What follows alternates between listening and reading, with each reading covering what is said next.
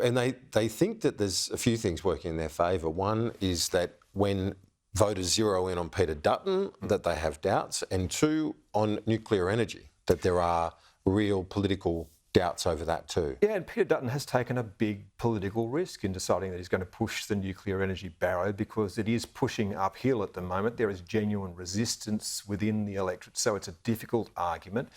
It's probably a long-term argument that Australia has to have, and I think we absolutely should lift the ban and have the debate, because in 15 years' time it may well be necessary if you're going to hit net zero. And don't forget, that's the target in the end. And at this stage in the government's plan, gas is there all the way through until 2050, and it has to be. I think the issue at the moment is short-term.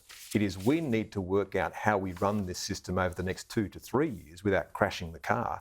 And at the moment, things aren't going as planned by the government. The transition lines are not going in as they should be. The wind turbines aren't going in at the pace they should be. Prices are rising in that part of the development of renewable energy because the entire world wants the same product at the same time. Those prices can only rise. And in the end, you'll pay for the total cost of an electricity bill, which won't just include wholesale prices, which are pushed down somewhat by renewable energy. It'll include the transmission costs, which are pushed up by renewable energy, and the long-term trajectory of prices is up.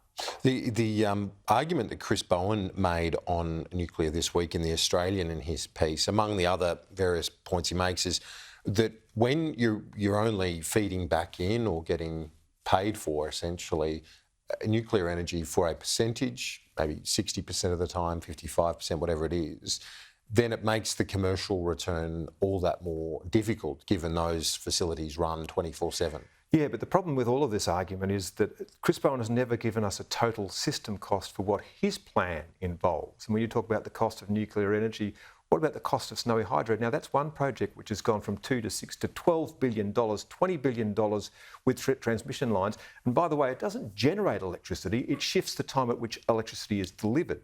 So it's a big battery, apart from anything else. See, we need to look at generation and we need to look at the stability of the system.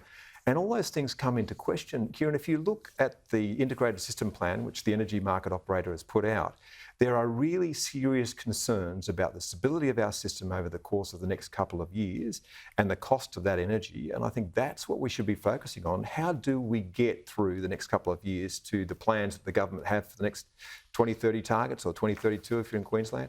Yeah, indeed. Yeah. So doubts on both fronts or difficulties on both fronts. But the government, as I mentioned, feels like it's got the political upside in terms of that debate. If it shifts, though, around the cost of living and the cost of power, they won't have it. So it depends on how adept both sides are now at arguing their cause. And if I was the opposition, I'd be saying, well, I'm not in government.